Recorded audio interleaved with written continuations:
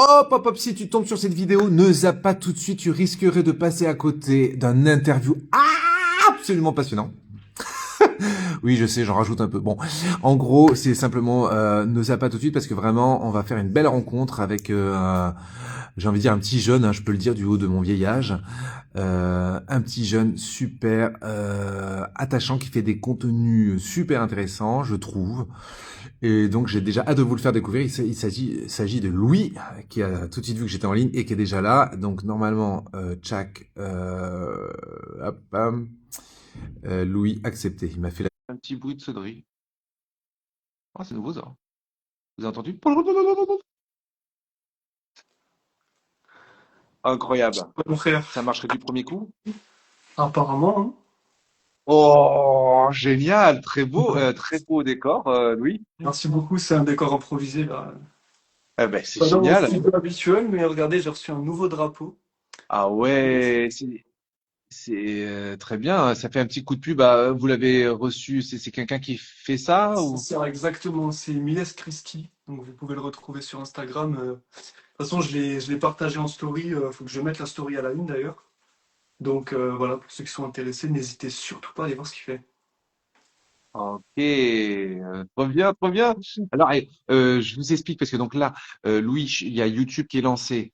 Ok. Je les ai pas mis de telle sorte qu'ils vous voient parce que en fait, si je mets de telle sorte qu'ils vous voient, c'est trop loin au niveau du micro. Donc là, au moins, YouTube, vous allez pas voir Louis. Et croyez-moi que vous ratez quelque chose, mais vous allez, je vais partager l'entretien qu'on va avoir ensemble d'une petite demi-heure. Après le demain ou après-demain, je vais télécharger et je le mettrai sur YouTube de toute façon. Donc YouTube. À la limite, revenez dans une demi-heure. Si vous voulez avoir le live de bonne qualité en voyant bien Louis, ben, vous regarderez un replay. Ou alors, si vous avez Instagram, venez sur Instagram, c'est encore mieux. Voilà, voilà. Et quant à nous, bah voilà, c'est super. Je suis trop content. Ouais, moi aussi. Euh, on se donne, voilà, 20 minutes, une demi-heure, hein, jusqu'à 21 heures pour un peu papoter. J'ai plein de questions à vous poser, mais après, c'est un peu libre conversation. De toute façon, si vous avez aussi envie de partir sur quelque chose, n'hésitez pas. Même à un moment donné, si dans les commentaires vous avez des questions, n'hésitez pas, on essaiera de ne pas vous snober et de regarder. Petite question technique, est-ce que vous entendez bien sur Instagram? Parce que je suis pas une Wi-Fi de dingue. Par exemple, la famille du Vaucluse, là, enfin de Poitiers, Mirabel, Nature, Vita, est-ce que vous entendez bien? Est-ce que vous voyez bien? On va vérifier ça parce que c'est quand même bête de se lancer dans le truc en. Ouais, ça a l'air d'être bon. Super. Bah Louis, ravi. Moi, je vous suis depuis assez tôt dans votre lancement sur les Ouais, mon réseaux. frère, Je sais plus. ouais, ça fait plusieurs mois déjà, hein. Ça fait plusieurs mois Ouais, qu'on ouais, fait. ouais. Et carrément, carrément. Et j'aime beaucoup. Je trouve que vous devriez être 10 milliards de fois plus connu parce que c'est vraiment. J'aime bien comme c'est frappé. Le ton de la voix, le débit, le côté posé, le côté. En fait, je trouve que vous avez une espèce d'autorité naturelle quand vous parlez. Quand vous affirmez les trucs, j'ai envie de dire, on ressent pas de la prétention, hein, de celui qui veut écraser de ses vérités, mais le truc est bien clean, bien clair.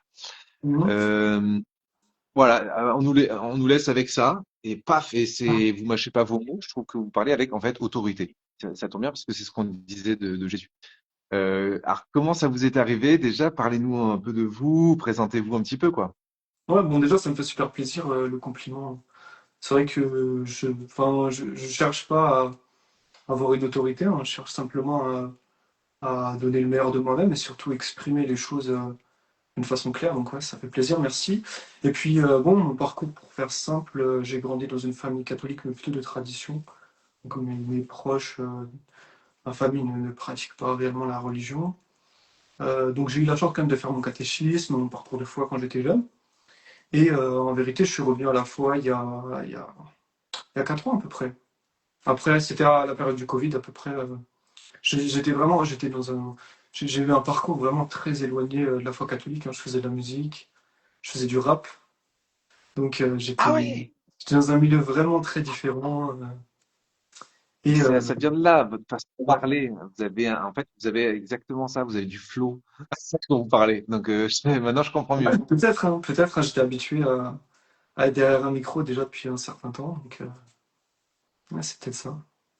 Et Mais alors, oui, voilà, du coup, en effet, j'étais très loin du catholicisme, de l'Église, même si j'ai toujours eu un côté très spirituel, mais j'avais pas vraiment d'enseignement en fait sur la foi, sur l'Église, ce qui fait que je voguais un petit peu au gré de différents courants de pensée ou de non-pensée.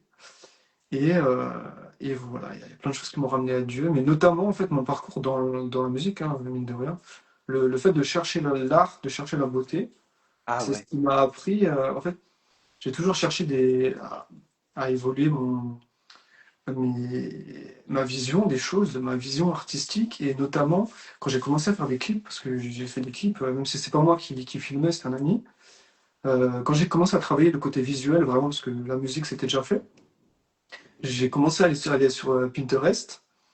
Et en fait, au fur et à mesure des semaines, je cherchais des visuels, je me rendais de plus en plus compte que j'avais que des images d'église en fait dans mon téléphone. Et en fait, c'est vraiment une recherche de la beauté finalement qui m'a ramené à la foi. Et ensuite, quand je suis arrivé à Paris en 2022, je suis passé la porte d'une église et pas lâché depuis. ah ouais. C'est le fait d'avoir repassé, d'être revenu dans une église, parce que vous avez eu une enfance où vous avez quand même préparé votre première communion, vous dites? Exactement. J'ai même fait la confirmation, mais c'était très bien. Mais j'avoue que je me rappelle pas de ce que j'ai appris. À part le fait que j'aimais bien peu l'imaginaire biblique, c'est quelque chose qui, je pense, qui a fécondé mon imaginaire, mais au-delà de ça, j'en ai pas gardé grand-chose. Enfin, je savais pas, par exemple, qu'il fallait aller à la messe le dimanche, des choses comme ça. La confession, ça me disait rien. Enfin, vraiment, j'ai tout appris, en fait, en autodidacte, hein, sur Internet, beaucoup. Après, j'ai refait mon catéchisme également. Et, euh, et après, au fur et à mesure des discussions, des rencontres, des pèlerinages, et beaucoup de recherches aussi personnelles, hein, parce que moi, du coup, ça me passionne la théologie. J'en suis venu à avoir quand même, je pense, un bagage intéressant sur certains domaines en tout cas. Et me voilà sur Instagram. Et comment vous expliquer, si on reste encore un petit peu dans l'enfance, qu'ayant eu ce bagage, la confirmation, c'était à quel âge? À 15 ans, hein, je pense, hein. Ouais, c'est 15 ans, c'est Ouais, quand je suis rentré en la seconde. troisième, quoi, ouais, Ouais, au c'est ça. lycée. Entre la troisième et la seconde, confirmé, je pense, à l'automne, quand je suis arrivé au lycée, du coup. Pendant cette période-là, que vous étiez un peu dans le catéchisme, première communion, profession de foi, confirmation, vous alliez à la messe tous les dimanches, vous étiez pratiquant ou Non, pas alors d'accord? je faisais servant de messe quand même, donc j'ai quand même eu un parcours, hein. Euh, J'y allais parce que j'avais une ouverture à la spiritualité depuis que je suis enfant, je pense. Et aussi parce que je me disais que les messes passaient plus vite quand je la servais. Ouais, Donc voilà, c'est pour ça que j'ai fait ça. ouais. Euh, C'est pour ça que je suis devenu prêtre. Ah ouais? Non, mais bah, on s'ennuie moins à la messe quand c'est nous-mêmes qui la faisons. Ouais, j'imagine bien. Après, moi, personnellement, je m'ennuie plus hein, depuis que je la connais. C'est une partie Ouais, prenante. bien Mais sûr. je comprends en tout cas, ouais, mais je pense que c'est le cheminement de beaucoup en vérité, hein. Ouais, Jeune, ouais. c'est pas qu'on s'ennuie un petit peu, on fait servant, puis on se retrouve en bas de l'hôtel et il y a les questions qui se posent. Et il y a eu un moment de flottement entre la confirmation et il y a 4 ans, quoi, en fait. C'est ça exactement, donc ça veut dire, c'est-à-dire de mes 15 ans à mes 22 ans. Donc ça fait 7 ans. Mais même avant, en soi, je priais. Quand j'étais plus jeune, j'arrivais pas à dormir si je priais pas. Ouais. C'est mes parents qui m'ont transmis ça pour le coup. Euh, mais donc voilà, j'avais une certaine spiritualité, mais pourtant, j'allais à la messe quand je devais la servir, mais c'était pas régulier non plus. Et ma connaissance de la foi, comme dit, elle était totalement absente. Je savais même pas vraiment que le Christ était Dieu. J'avais du mal à reconnaître ça d'ailleurs. Enfin, quand je m'adressais au Seigneur, je m'adressais plutôt au Père, parce que je savais pas trop où placer Jésus dans l'équation. Et, euh, et du coup, ouais, non, c'est en 2022, donc ouais, je suis passé vraiment par un désert, hein, tout simplement. Et, qu'est-ce que qu'est-ce qui différencie depuis 4 ans et l'époque? C'est-à-dire, et vous avez eu qu'est-ce qui s'est passé quand vous avez ouvert cette église, quoi, il y a 4 ans et que vous dites ne plus l'avoir quittée depuis? J'ai découvert une beauté. J'ai Ah, découvert, ouais, en fait, j'ai découvert ce que je cherchais en fait depuis des années. Parce que j'étais ouvert à la spiritualité, j'étais ouvert à la beauté, j'étais ouvert à un côté un peu intellectuel, j'étais ouvert à plein de choses, mais elles n'étaient pas regroupées. Et en fait, ben, le fait de passer la porte d'une église, ça m'a fait découvrir une union vers le beau, une union vers le vrai. c'était le bâtiment même église. Non, C'était non, c'était pas le bâtiment. En fait, moi, ben, pour être plus clair, moi, je vais à la messe tridentine depuis que je suis à Paris. Et en fait, j'ai découvert ça à ce moment-là. Et c'est en partie, pas seulement, hein, mais la messe tridentine qui m'a vraiment poussé dans ma foi. Donc c'est vrai que je suis passé la porte d'une église, je vois un côté très pieux, c'était une messe basse la première fois. d'accord. Et j'y ai vu une spiritualité que j'avais pas l'habitude de voir. Et voilà, c'est surtout ça. Et après, du coup, j'ai refait mon catéchisme, parce que j'étais déjà doté d'une certaine volonté de bien faire les choses. Ah, donc, je dis que j'ai passé la porte d'une église, mais il faut savoir que je fais une conversion aussi sur Internet. Notamment, vous connaissez l'abbé Raffet, qui m'a, Ouais. en le découvrant comme ça, hein, comme énormément de jeunes, hein, je me rends compte, en découvrant son contenu, bah, j'ai commencé à m'intéresser à la foi chrétienne.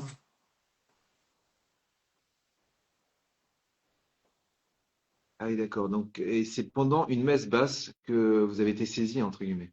Donc, ouais, c'est ça. Après, moi, j'ai pas eu une conversion fulgurante. J'ai vraiment eu une construction, plutôt on va dire une libération, une purification sur le temps. Aujourd'hui, je me rends compte, je me suis posé la question récemment, est-ce que je ressens vraiment les effets de la grâce? Et je me disais, j'arrive pas à me rendre compte, quoi. Je vois pas la différence entre quand je vais me confesser et voilà. Mais en fait, si. Quand je fais la rétrospective d'il y a quelques années, il y a un changement concret de paradigme en moi. Ouais. Et, Ah, et donc voilà, ça s'est pas fait. En tout cas, ça s'est fait d'un coup parce que c'est comme ça que ça marche. Je veux dire, à ma première confession, la première fois que j'ai communié en état de grâce, évidemment, intérieurement, il y a eu un avant et un après. Mais moi, je ne l'ai pas ressenti parce que forcément, la foi, c'est pas seulement des ressentis.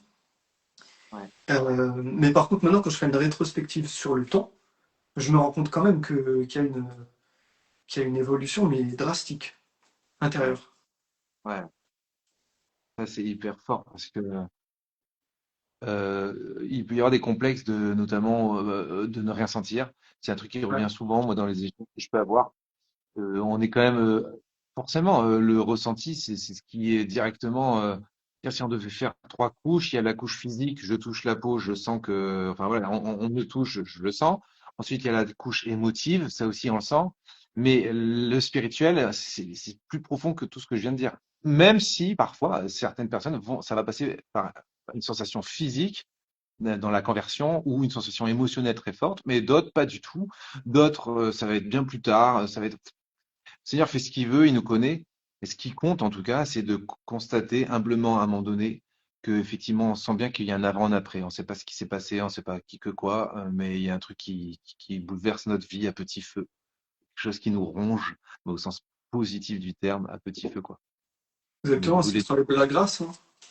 Et justement, le Seigneur donne certaines grâces d'avoir des passions très fortes, donc des sentiments très forts au moment de leur conversion. D'autres personnes, non. En fait, c'est vraiment le parcours de chacun. Et au final, c'est ça qui fait la richesse de l'Église. Ouais, Il y a pas un seul type de conversion. C'est vrai qu'il y a certaines personnes qui se disent, ouais, je vois pas les chrétiens, une fois qu'ils sortent de l'Église, qui sont devenus des nouveaux hommes. Mais en réalité, si, intérieurement.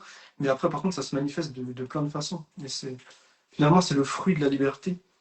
C'est ouais. l'aspect libéral de Dieu, mais c'est aussi la liberté humaine et le fait qu'on soit tous différents qui fait que chacun a un parcours unique.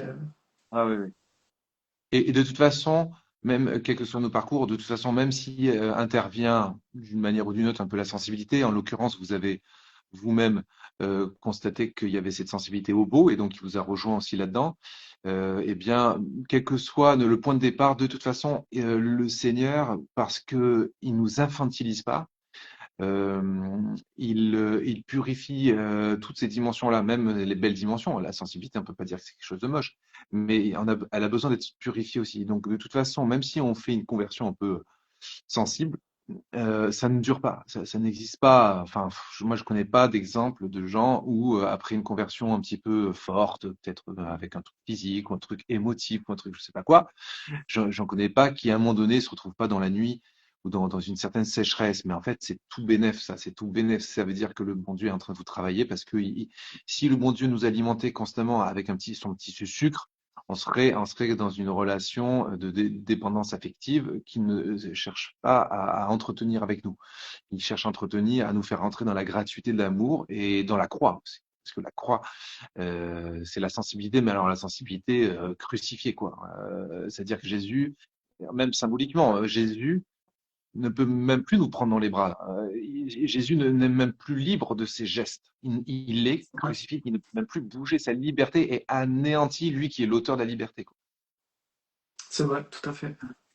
Et il me semble que c'est le philosophe Pascal hein, qui parlait du fait justement que pour la question simple, pourquoi est-ce que Dieu ne se manifeste pas clairement dans un gros nuage dans le monde pour que tout le monde se convertisse? C'est justement parce que l'amour demande plus que ça. Si on avait constamment des sentiments, ou si on voyait Dieu clairement devant nous, qui nous disait, voilà, si tu me suis, tu vas au paradis, si tu ne me suis pas, tu vas en enfer, finalement, il n'y aurait plus de liberté parce que tout serait acheté. Alors, c'est absolument pas ça l'amour. Ouais, ouais, carrément. Ouais, c'est chouette. Donc, alors après, vous faites vous redécouvrez cette foi que vous aviez pourtant commencé que vous avez quand même découvert pendant l'enfance, mais là, vous y allez beaucoup plus. Là, vous y allez à fond, quoi. Vous mettez à lire quoi, le catéchisme. Qu'est-ce qui se passe? J'y vais à fond, après c'est relatif. Un saint à côté d'un saint, j'y vais à reculons, mais disons que j'essaie de faire les choses bien autant que je ne peux. Donc oui, j'ai refait mon catéchisme, j'ai lu et j'ai beaucoup appris sur Internet. Hein. À l'époque, enfin, il y a quelques années, c'était beaucoup Arnaud Dumouche. J'ai regardé beaucoup de Ouais, contenu. Après, j'ai aussi rencontré des gens dans mon église directement. Il y a un jeune homme qui a un site internet qui s'appelle la Philosophie du christianisme. Je ne sais pas si vous connaissez, mais c'est un site référence en oui, apologétique en France. oui, oui, oui. Mais je sais plus, je sais plus. Ouais. J'ai pas en tête. Ouais. En tout cas, c'est vraiment un site très très riche. Et puis lui, c'est une personne que je contactais en fait dès que j'avais une question. Ah, Euh, et puis voilà, moi ça m'a pris passion aussi très vite parce que j'ai un très bon ami à moi avec qui j'étais en colocation à ce moment-là, qui était protestant évangélique. Euh, on est arrivé, en fait, on est venu, parce qu'on est originaire de Mulhouse, donc dans l'est de la France, en Alsace, et on est arrivé à Paris en même temps. Et du coup, on était en colocation, et lui, ça avéré qu'il était évangélique à ce moment-là, mais très ouvert et très sensible à la beauté, un peu comme moi, de l'Église. Et du coup, on a eu des débats pendant plus de 2 ans, en fait. Donc, ce qui est vrai que ça a un peu entretenu aussi via, je pense, une volonté pas d'avoir raison, mais de dire la vérité. Ça a entretenu mhm, une certaine passion en moi. mhm. Euh, donc voilà, et après, il y a aussi l'aspect des réseaux sociaux. J'étais pas mal sur TikTok avant. Donc forcément, il y a des débats, il y a un peu plus d'apologétique même que sur Instagram. Donc je suis passé un peu dans ces milieux-là. Et au final, d'ailleurs, pour la petite histoire, mon ami là, est en train de faire les démarches pour devenir catholique. Donc Ah oui. ouais, ouais, voilà. Ça a pris du temps, Ah mais ouais. en tout cas, il est très heureux. Ah ouais, c'est obligé. Normalement, si on est un chercheur de vérité, on peut pas rester. J'ai rien contre mes potes évangéliques, j'en ai plein. Pas rester protestant si on cherche la vérité. Ouais. Sinon, on passe à côté de 2000 ans de théologie. C'est quand même du gâchis. Euh, Oui, c'est ça. Et après, même c'est la continuité, la succession apostolique, la oui, soumission à Saint-Pierre, ouais. qui implique une Et certaine cohérence puis, dans la foi. c'est- enfin, Ah, l'Eucharistie? l'Eucharistie, ce qui a formé le christianisme, c'est l'Eucharistie. Ouais. Bah justement, mon ami, c'est vraiment ça maintenant qu'il recherche. C'est-à-dire que Ouais, lui, et parce qu'il venait régulièrement avec moi à l'église, et en fait, il avait un trou dans le cœur en fait de ne pas pouvoir rencontrer Jésus dans la communion. ouais, ouais. Enfin, c'est Dieu qui a fabriqué l'Église. L'Église fabrique l'Eucharistie, mais l'Eucharistie fabrique l'Église. Ouais, c'est comment c'est là qu'on voit que c'est vraiment satanique la division de Luther et compagnie à cette époque, quoi. C'est vraiment nous priver des plus grands trésors du christianisme. C'est que c'est la Vierge Marie, l'Eucharistie, la confession, les sacrements. Enfin, enfin, les sacrements, en tout cas, la confession, l'Eucharistie, puis la Vierge Marie. On enlève ça, mais je, je- c'est poussif, je trouve. Là, la foi, sans tout ça, c'est poussif. C'est beau, Ouais, j'aime ils bien ont ce même qu'on a été chez nous malheureusement privés de certains livres hein, dans la Bible. aussi. Ouais. Mm. Bah bon, bah voilà, mais c'est sans mépris encore une fois, j'ai plein de potes, quand je dis, j'aime pas de dire si, sinon je les laisse tranquilles. Bon, voilà, font leur chemin. Et, enfin, voilà. Ouais, d'accord. Oui, c'est Donc, ça, c'est alors, ça. C'est plutôt une privation. Parce que moi, je vois bien la foi de certains, et c'est pas du tout un jugement de ma part, au contraire. Mais quand on cherche Dieu, on a envie d'aiguiller nos frères jusqu'au bout, quoi.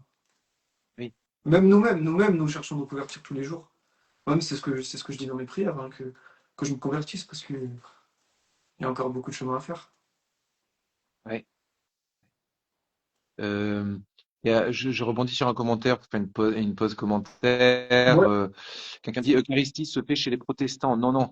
On reproduit comme une scène de théâtre le culte de la scène avec une dimension un peu symbolique. Dans certaines branches les plus anciennes, il y a quand même dans certains, c'est vrai qu'il y a une certaine idée que c'est le corps du Christ, mais bon, après une fois qu'on l'a consommé, il n'existe plus ou je sais pas quoi. Il y a des trucs, c'est vrai, qui peuvent ressembler, mais enfin non, on peut clairement dire que le sens de l'Eucharistie a été perdu. Voilà, mais il a été perdu chez les catholiques qui se sont d'ailleurs trop protestantisés ces dernières décennies en voulant faire de l'Eucharistie un espèce de spectacle symbolique, quoi, comme les protestants. Donc en fait, il y Ouais, a une c'est ça. protestantisation de l'Église catholique qui est dramatique, qui a fait des ravages. Heureusement, je dirais qu'il y a les traditionalistes qui sont restés fidèles, ou le renouveau charismatique qui a fait aussi ce retour vers le sens du sacré de l'Eucharistie.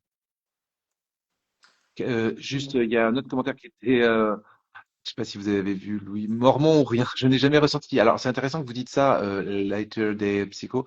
Je n'ai jamais ressenti le Saint-Esprit dans une église romaine. Mais voilà, nous, je sais pas, vous êtes arrivé peut-être en cours de route, mais peut-être regarderez le replay. Vous allez voir justement, on a beaucoup développé l'idée qu'on n'est pas dans une religion du ressenti. On est au-delà de cela. On est quelque chose de beaucoup plus profond qu'un ressenti. Donc c'est pas le feeling de monsieur qui estime que ah oui là je le sens, là je le sens pas. Ça marche pas comme ça. Parce que de toute façon, il peut y avoir des églises où il y a un mauvais ressenti, clairement, parce que aussi les gens sont peut-être pas si chrétiens que ça, même s'ils mettent les pieds à l'église, que le prêtre n'est peut-être pas si bon prêtre que ça. Et voilà, on peut dégager des trucs qui fait qu'on va pas ressentir l'esprit de l'évangile. C'est pas pour autant que c'est pas là la vérité, parce que l'église est faite d'hommes et que il faut pas se fier que aux hommes d'église pour juger de la vérité de cette église. Voilà. C'est quand même, il y a tout un processus rationnel de connaissance derrière. Et justement, ce que j'aime bien, Louis, c'est que vous avez l'air assez sérieux là-dessus. Vous faites autre chose par ailleurs, des études ou vous êtes déjà peut-être Moi, je travaille. professionnel ou Je suis vous éducateur travaillez. spécialisé. Ah ouais! Ouais, ouais, c'est ça. Ah, c'est incroyable, on a les mêmes passions, là, la musique, l'éducation. Ouais, c'est vrai, Euh, c'est vrai. ouais, Euh, Jésus. Pardon? Jésus, oui. Bah. Ouais, voilà, la fleur de lys. Bon, mais ça, J'ai remarqué, j'ai remarqué. mais vous, justement, là, vous êtes éduque dans quoi? En milieu Alors ouvert, en actuellement, famille? j'ai quitté mon travail, mais là, j'ai travaillé pendant plusieurs années en tant qu'éducateur de rue Dans ça? dans un quartier populaire de Paris. Ok. Donc, bah, ça, c'est ma grosse expérience. J'ai fait quasiment 3 ans. Et bon, là, j'ai quitté depuis récemment. Mais, euh, mais voilà, après, j'ai travaillé dans plusieurs domaines. J'ai travaillé avec des personnes qui étaient à la rue. J'ai travaillé un tout petit peu avec les personnes qui étaient handicapées. J'ai travaillé dans les foyers. Voilà, j'ai fait plusieurs secteurs. D'accord. Ah ouais. Et dans des trucs donc tout à fait dans des associations chrétiennes ou pas du tout? Pas du tout. Non, non, c'était pas du tout chrétien. D'ailleurs, une des raisons pour lesquelles je me suis un peu séparé de ces associations aussi. Bon, j'ai pas eu de mauvaise expérience en tant que telle, mais ma conviction profonde, c'est que l'éducation ne peut être complète que si la dimension religieuse est prise en compte. Et c'est pour ça que je réfléchis beaucoup à ces sujets et je réfléchis à moi-même me lancer pour proposer aux gens un accompagnement individuel, mais avec un regard chrétien derrière. Hmm. Bah, ouais, c'est sûr que vous avez tout intérêt à vous pencher à la pédagogie Don Bosco parce que le levier, faut que je surveille l'heure parce que si on commence à parler d'éducation, je suis foutu. Mais quand même, rapidement, le levier de l'éducation chez Don Bosco, c'est évidemment une pédagogie sacramentelle. Donc, c'est Ouais. comment remettre debout et d'aplomb des jeunes à partir de la très sainte Eucharistie, de la dévotion à la très sainte Vierge Marie et bien entendu de la confession pour pouvoir communier. Donc moi, c'est ma pratique essentielle, même si je suis directeur de collège et que je dois aussi gérer tout le reste. Ah Là, je d'accord, sors ok. de 2 heures de conseil de classe, un rendez-vous d'inscription. Je suis dans le pragmatisme scolaire pur et dur. Mais en définitive, le levier principal d'éducation, c'est évidemment la foi. Voilà, ça, c'est sûr. Et Ça. pas une foi que un peu symbolique, machin. Enfin, c'est-à-dire vraiment découvrir Jésus Eucharistique. Tous les matins, j'ouvre la chapelle, il y a l'adoration et je sais pas, j'ai entre 30 et 60 gamins sur une centaine de collégiens j'ai qu'une famille catho, hein. J'ai qu'un élève qui a dans la famille catholique pratiquante. Voilà. Donc sur une centaine, le reste, c'est des jeunes ils connaissent rien, tout ça, ils savent même pas faire leur signe de croix, mais ils viennent. Alors certains, c'est peut-être pour pas être à tel autre endroit ou je ne sais quoi, ça peut arriver, Mhm. même si c'est pas pendant les cours hein, que je fais ça, c'est sur un temps entre guillemets libre, mais certains sont capables de dire, ben en fait, si je fais pas autant de prières le matin, je vais faire des conneries dans la journée, quoi. Mhm. Donc ça, c'est la passion d'un Salésien de Don Bosco, c'est justement ce que vous recherchez, c'est-à-dire l'éducation à travers à travers la foi, quoi. Ouais, bah moi je vois deux aspects à ça. Il y a l'aspect vraiment sacramentel, ça, en tout cas il y a la grâce qui vient nourrir les âmes et élever les cœurs. Ça vient de Dieu, clairement. Et après, il y a aussi un aspect psychologique à tout ça, c'est-à-dire en essayant d'incarner les valeurs auxquelles on croit, nous-mêmes on se change. Enfin, il n'y a pas de meilleur développement personnel que d'essayer de suivre le Christ, quoi. Très bien résumé, carrément. Peut-être pour terminer un petit peu, Louis, peut-être l'actu, les projets, quelque chose que vous avez envie de nous faire découvrir. Moi déjà, je vous dis là, tous ceux qui sont là, qui passent, n'hésitez pas à vous abonner. Là, il suffit de cliquer en haut à gauche de votre téléphone et vous vous abonnez. Vous posez pas de questions, vous abonnez comme ça. Ouais, parce qu'après, une fois le live passé, vous dites ah oui, alors c'est quoi déjà son compte? Non, alors vous abonnez tout de suite comme ça. Après, vous allez voir. C'est des capsules vidéo super, c'est varié, des sujets variés et des trucs ne sont pas forcément traités par d'autres. C'est ça qui est intéressant aussi chez vous. Donc là, par exemple, vous vous êtes lancé dans une série sur les dimensions un peu ésotériques de certains coins de Paris, Exactement. si j'ai bonne mémoire. Ça. C'est vachement original. Ouais, Avec vous interprétez quelqu'un, c'est dynamique, c'est vachement bien, quoi. Alors, ouais, voilà, totalement. dites-nous un petit peu vos J'allais ambitions. dire, il y a deux vidéos là qui s'annoncent très prochainement avec mon ami Wizard, du coup, qui lui est un spécialiste de ces questions-là, d'ésotérisme de manière générale. Du coup, nous, on fait une série sur Paris. Donc ça, c'est les grosses vidéos qui arrivent, qui sont attendues. Après moi, évidemment, je continue mon contenu. Et YouTube, bientôt aussi, j'ai des vidéos qui devraient arriver sur YouTube.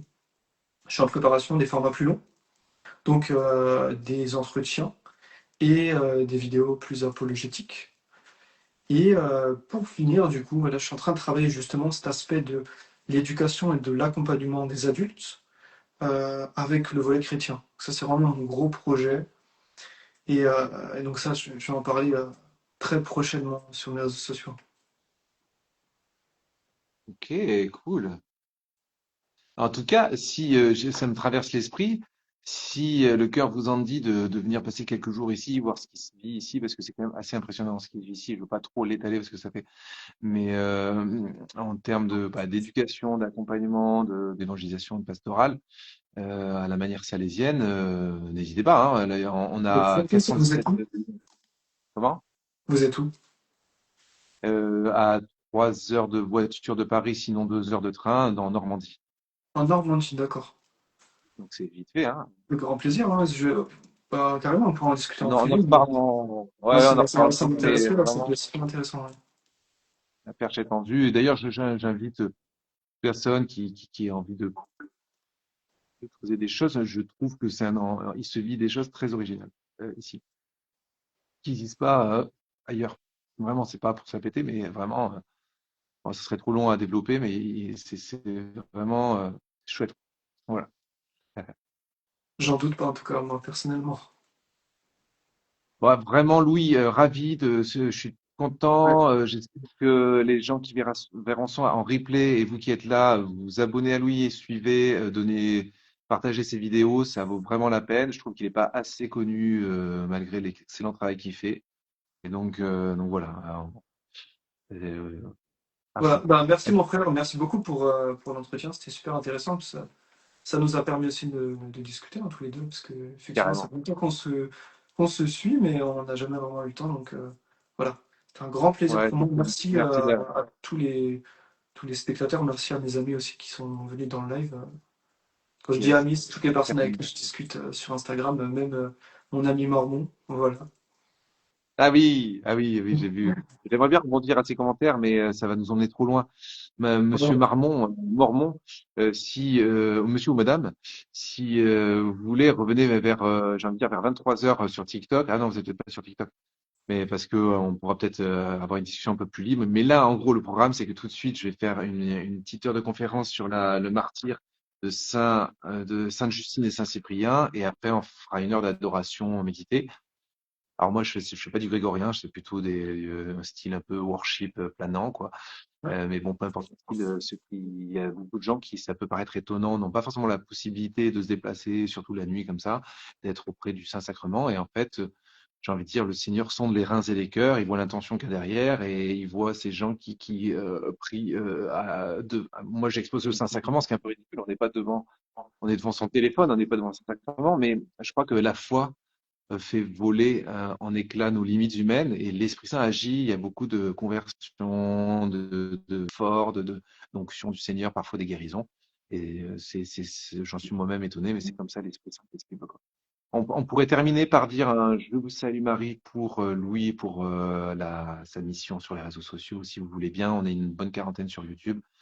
Avec chers amis d'Instagram, on peut faire ensemble, je vous salue Marie, pleine de grâce, le Seigneur est avec vous.